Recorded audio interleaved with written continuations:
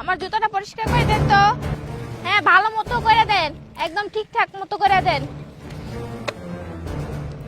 চাচা চাচা, আমার এখন সময় নাই, চাচা পরে আসবো না।